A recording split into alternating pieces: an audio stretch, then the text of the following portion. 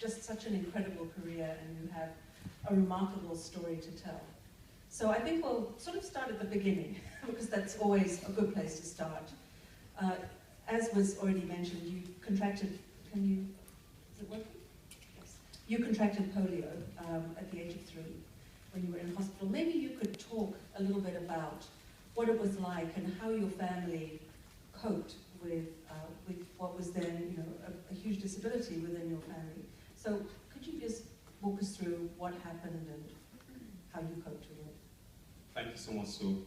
Thank you, Debbie, and thank you for this great opportunity.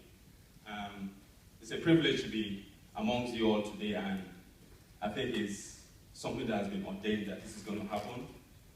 As Sue alluded to, about 30 years plus ago, when I contracted polio, it was a 50-50 chance for me that either I'm going to live or die, but I chose to live. And I believe by living, I have a purpose. And I believe this is one of the purposes, to get the word out there.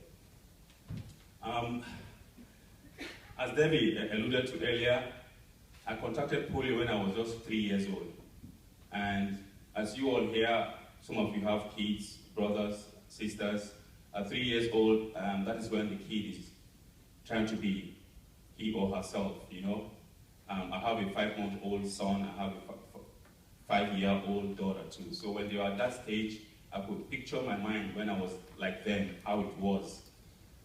But to cut the long story short, when I was 3 years old, I had malaria. And we talked about it a lot today. Malaria, measles, all those are kind of diseases that are very rampant, especially in the third world country, Nigeria to be specific. When I had malaria at the age of 3, my dad took me to a hospital. When I say the hospital, in Nigerian sense then, I say hospital. But if you want to reverse it and bring it here to the US, that hospital, I said there, you all will look at it like a clinic or like a dispensary. So you get where I'm going? Mm-hmm. So, but that's the best we have, hospital, beautiful. But we have a lot of amenities that we don't have. So while I was there, of course, at dispensary, the supposed nurse, which is still like in training, actually I didn't know exactly what she was doing, but she was there, and she was trying to inject me for malaria, but the needle broke inside of me, and I was in coma for 3 days.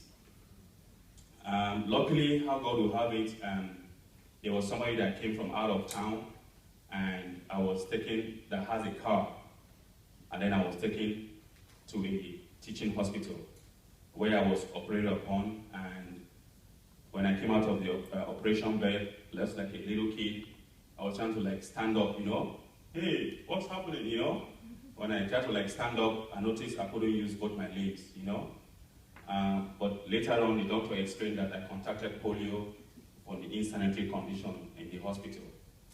And that's how it was. And at that point, there are 2 options. At that point in my life, my dad should have taken me to be a beggar on the street. Like in my native country, mostly part in the north, predominantly like Muslim folks. That's what you do. Some of them go out to beg for alms. My father didn't want to do that. He decided to take me to school because he believed that having an education would be my saving grace. And you